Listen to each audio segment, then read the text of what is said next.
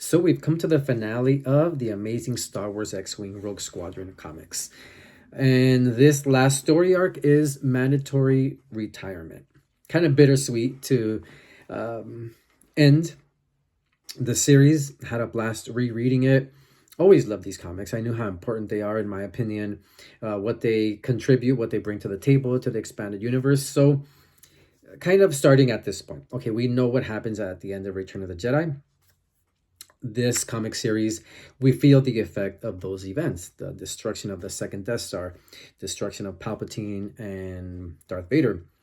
So, when we read this comic, we see the Imperial remnant kind of in disarray. As we know, as we saw in Truce of Bakura, the Empire just didn't go away because of Death Star and because of Darth Vader and Palpatine. What happened with them? No, obviously, once again, as I stated in the first video of this series,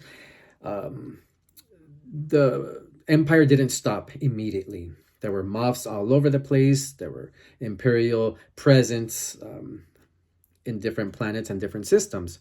So the effect of Return of the Jedi is, we see in these comics also, we're able to understand why the Empire fell ultimately, and how the New Republic pretty much rose up, Empire went down. Obviously, that was a big hit, the second Death Star, and I say that because there's a lot of, as we see in these comics, a lot of infighting, as we do see later on in the novels as well. A lot of infighting. There's no, I wouldn't say it's not organized, but actually it becomes disorganized. People just want to rise to power. There's people in the Empire that want to betray others. A lot of infighting. There's no unity. So we definitely see why it crumbled ultimately at the end. And as I mentioned before, these comics take place before the X-Wing books. So this takes place once again as soon as pretty much right after Truce of Bakura, after Return of the Jedi. And 2 years later, we have the X-Wing Rogue Squadron books, the X-Wing books by Michael Stackpole. That takes place roughly 2 years after the events of these comics. So why is it important to read these comics and I'm going to say this because I am going to delve into mandatory retirement, the last story arc. But since this is the finale, the end of this comic book series, it is important because we do see a different aspect in the rebellion and in the forming of the New Republic. They're trying to become organized as far as the rebellion, and they're forming. We see the beginnings of the New Republic forming. That's why it's important. Also, we do see infighting as well in the not as bad as the Imperials, because obviously the New Republic has complete genuine they really want peace and for everybody to be united and organized and everything. But like Boris Valia, he makes an appearance in this comic. We know how he is. If you read the EU, he doesn't make things easy for characters that we love. And I do have mixed feelings about that character. I am glad he's part of the expanded universe, but I remember, and I say this because it pertains to this comic, he appears, which I was glad. I'm always glad to see that, because he's a character that I love to hate. So I am glad that he's part of the expanded universe, because he's one of those that just enrages you, and throughout, except at the end. He does something badass that, okay, the end later, like what I mean by that is down the road, he does something that, okay, you kind of feel bad, but he redeems his antics, you can say. But Boris Valia had good intentions, but just had his way of doing things and saying things always. That even here in this comic, mandatory retirement, when he does appear, he gives that little snarky look to Princess Leia and to the others. And definitely not a pushover. No, not at all. But he never, not that anybody's supposed to just do what they're told without question? Of course not. That's how cults get formed, no way. But he always has a roadblock, a wall, and that's just his character. And like I say, I bring him up because he appears in this comic. He appears in this comic because now, in mandatory retirement, the X-Wing Rogue Squadron has a new mission. So, as we saw and learned in the previous story arc, C'est Pistage, the individual who rose up to fill in the Emperor's place as a leader in Imperial Center, he wanted out. He wanted to strike a deal with Princess Leia for he can have sanctuary somewhere else, not worry about it, not cause any trouble, just for he can do his thing somewhere else and be out of everybody's way. He doesn't want anything to do. So that shows you the Empire crumbling also. And once again, he sees how the other mobs and leaders are and doesn't want anything to do with them anymore. So he is once again pulling his part of the deal with Princess Leia, but gets captured by Leona Taviri, the Moff, the kid. She's like a young Moff, you can say. Not a little kid, but I believe she's not even 20. She's in her teens. So in the previous story arc, I had Masquerade, I had discussed about the artwork. And I say that because for Leona Taviri, she does come out in Masquerade, and her presence is felt not too much in this comic, but she's a immature Moff that really the artist made her look like Pat Benatar, and in Masquerade. But here the artwork is much better in my opinion, and I'm glad because this is the finale, and that would have been a shame to have just artwork that didn't really make sense. But she's felt here, so my point is.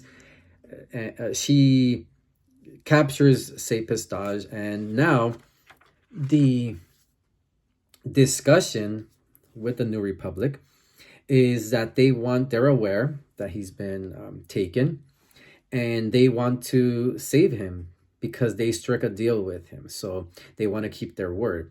Boris Felia, that's what I was mentioning, that he is opposed to this.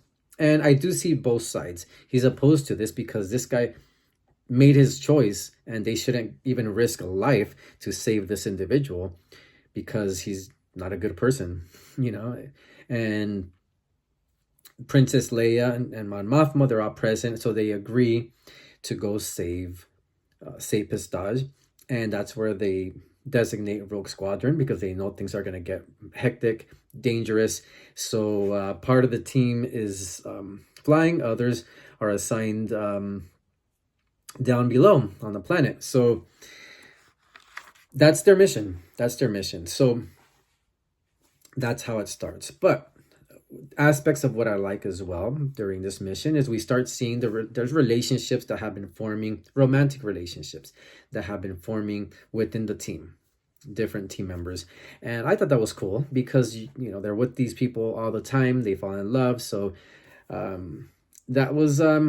that's addressed, and I do like that they started forming different relationships, even though in a situation like that it's not always advisable because it clouds your judgment, but they focus on that a bit also. Princess Leia's and Admiral Akbar, their presence is definitely felt here. They're the ones who are planning this mission, and Wedge and Rogue Squadron that's what they need to do. So there's a lot of discussions within the New Republic here, and that's one of the things that I enjoyed because there's a lot of planning. So everything we've read, this is the culmination, and there's this epic finale, this epic battle that happens, and it's not predictable in my opinion. It didn't go as far as what I thought that this story, how it was going to end or where it was going to go. I tried to predict it a little bit, but I wanted to stay present and enjoy the story again, even though I knew what was going to happen, but still, it's always good to reread it. But talking about the first time I read it, it wasn't predictable. I just didn't expect the ending to go the way it went, and it was definitely a great payoff. I absolutely love the storyline as well. Here we have also Isani Isard, and you know she's gonna be. You can tell, and if you read the X-wing books, you know she is very present in those X-wing books. So Sapis Dodge is kind of paving the way for the New Republic to take over Imperial Center and Coruscant, and he knows that Isani Isra is already onto him. So he needs to book it. He needs to leave. That's why he strikes this deal and ends up leaving, but gets kidnapped and everything. But we do see Isani Isar having dealings with the other Imperials and talk about betrayal and manipulating this whole situation. Just like, even though they're nothing alike, but even though they're both evil, just like the Emperor played everybody, Isani Isard doesn't care. She doesn't care about betraying her own Imperials, and they're a bunch of a-holes anyways, but still, they're supposed to be working together. But that's what I'm saying. That's one of the reasons why we see the Empire crumble. She's just completely, once again, focused in running anybody over, and she will assume command. So here we see her dealings and betraying certain individuals once again, and her just staying focused and and is on to Sapis Dodge, and she's sharing this information with others. They the people who are the council who's in charge now for the time being of the Imperial Center, they really don't respect her at all, and she kind of just plays it off, but she's kind of like, okay, I see how it is. She has other plans. She knows and feels that she will assume command one day. Like I said, she's very focused, evil, ruthless, and doesn't care to run people over and step on people and manipulate the whole situation. So this is where her story is as well. And it doesn't end here, thankfully. She's a great villain who's carried over onto the books. The books, once again, take place 2 years after the events of Mandatory Retirement. And just a lot to say. A lot happens. Okay, once again, I'm summarizing the story. There's a lot of things that happen. There's a lot of things that happen to our characters. Baron Fell, alive and well, flying with the rogues. I do enjoy his dialogue. One thing I do have to say after reading In the Empire Service is I really thought the first time I read this that he was going to have a more prominent role in the comic. He does. He's present. He's helping them, and it's good to see somebody from his caliber, from the Imperials, come to aid the New Republic. That was extremely cool, and I liked that. I did feel that I would have liked him to have a bigger role. Not a critique. I'm just a comment. Just a comment. It's a great comic, but just a comment and observation, because of how amazing he is. So, but he's there. He's there. He's flying missions with them. He does have plenty of dialogue, and yeah, his presence is definitely felt. But as far as the finale, like I said, throughout this comic and throughout this story arc, there's pilots that fall. Definitely not expecting some of them and how they went out heroically, but some of them do die. And that's one thing that I do want to bring up as well, that now that this is already completed and finished, this is the finale. We did get attached to certain pilots, certain characters, and they died in the line of duty. I don't mind when that happens, when it's done the way it's done in this comic. Their deaths are felt, they're addressed as well, and it makes sense. It makes sense. Like in one of these story arcs, I don't remember which one in this comic series, where Wedge kind of just says he doesn't want to get close to these new recruits, these replacements, because it's not easy. It's not easy because he's aware that there's a high percentage or high chance that these individuals are going to die. So that's one thing I thought was cool. But my point is, I do agree in that direction when certain people end up dying, and not that I like that as far as losing them, but it's part of the story. I think the story needs that. You need to feel that. You get emotion, especially when they're characters that you like, characters that you don't expect them to pass away. Same thing, like what happened with in the NJO and further tragedies. A lot of they drop life flies. Some of our heroes, or a lot of them, and it's shocking because that's the direction that I appreciated, honestly. But I don't know. It made me love the story more. Like I said, not that I want these characters to die, but um, it's part of the story and part of the stakes. Nobody's safe, so there's more from a story telling standpoint. You're drawn to it more. You're more on the edge of your seat, type of thing. So, same thing with these comics. You don't know what pilots are gonna pass. Obviously, I knew Wedge was. Obviously, there's some that I know survive because I've read the novels that take place later on in the timeline. But certain individuals here, yeah, I did feel yeah, they were missed also, and characters that you never thought that were gonna pass. But great finale, great artwork, great characters, great villains. Loved it. I do like the finale. It's kind of a tribute to one of the characters. I'm not going to mention that passed. Funeral is hell. That's pretty much how the comic ends. I'm not going to give it away once again who it is, but also it ends with, as far as the villains, Isani Isar just doing her thing and gonna move forward with her plan. That's pretty much it. It's not really open-ended because we already know it's gonna continue and carried over to the novels, X-Wing novels. So it'll carry over 2 years later. So between this series and the X-Wing books, we have Luke Skywalker and the Shadows of Mindor, as well as many short stories that fill in the gaps. Important short stories that fill in the gaps. And then we are carried over to the X-Wing books, which highly recommend reading those as well. I would highly recommend reading the short stories that take place. There's many different timelines online that you can find, giving you details of what takes place where, and it's not hard to find. But there are many great resources out there. That's one thing I've always enjoyed, finding timelines and seeing what goes where. But as far as the comics and the novels and where each of them take place, so I enjoy both the novels and the comics. They're, like I said, they're very important. And yeah, I definitely, to end, I hope I made a point here. I know once again I always say I'm going to work on that, but once I start talking about EU, I was talking to one of my friends actually about that, how we can just talk about it and it branches out in so many different ways, which I think it's fun. I think it's a good thing, but I'll try to stay a little bit more focused.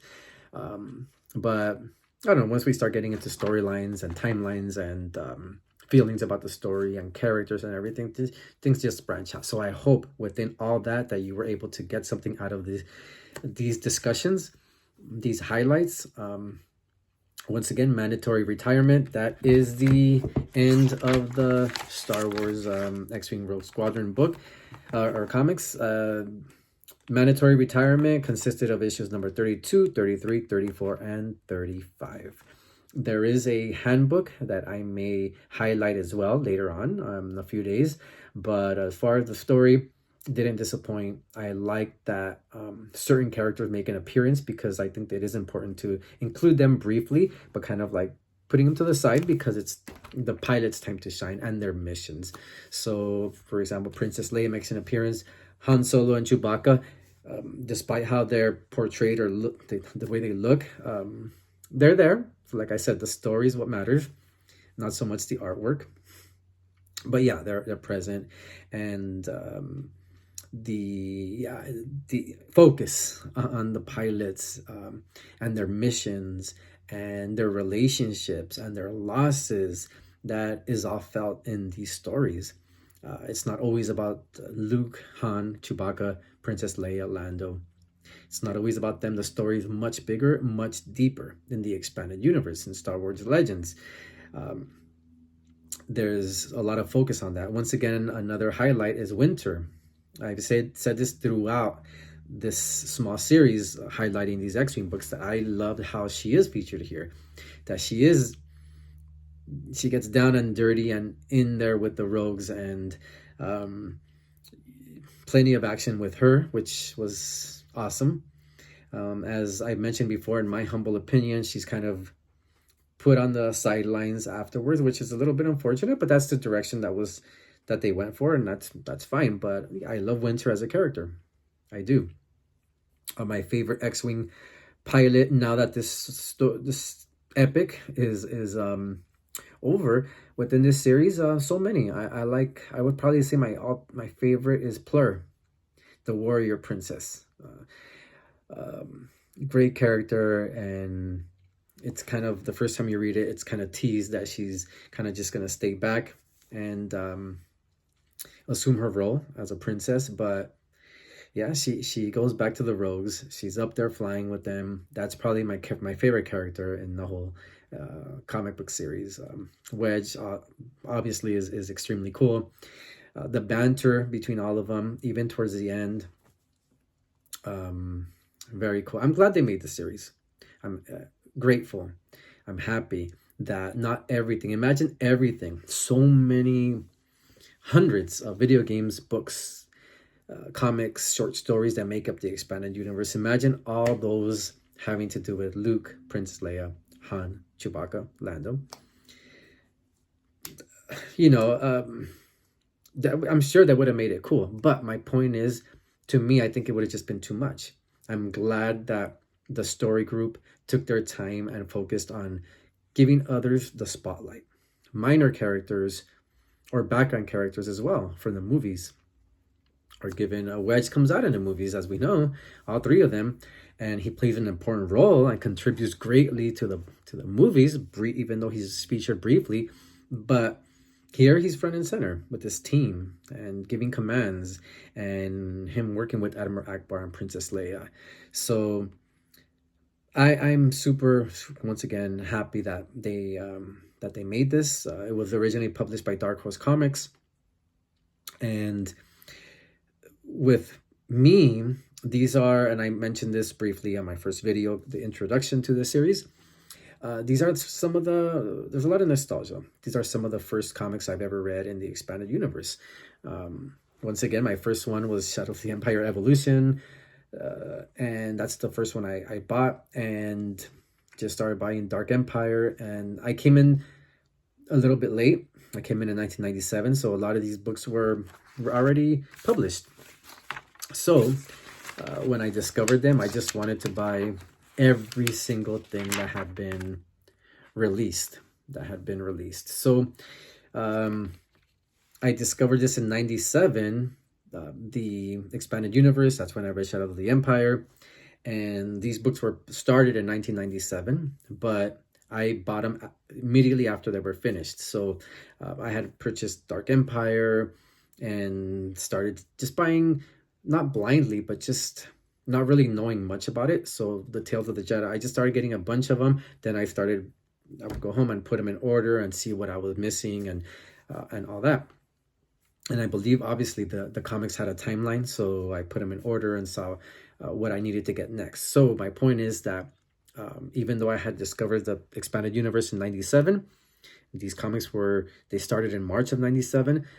I was purchasing things from 97 on to 98. So I'm pretty sure I bought these in 98, because I know for a fact I didn't buy these as they were being released. I bought them afterwards. But just great memories with these. They're awesome. And if you want to get away a little, if you're new to the expanded universe, highly recommend reading these. They're definitely pick yourself up a timeline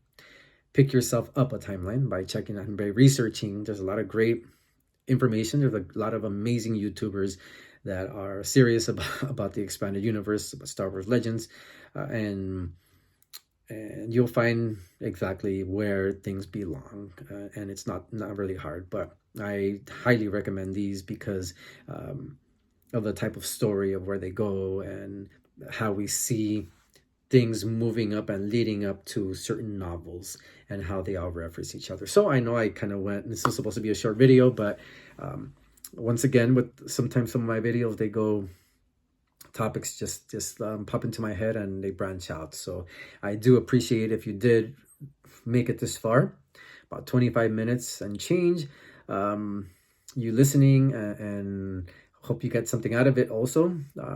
And yeah, that was pretty much it. The finale, mandatory retirement, Star Wars X-Wing Rogue Squadron.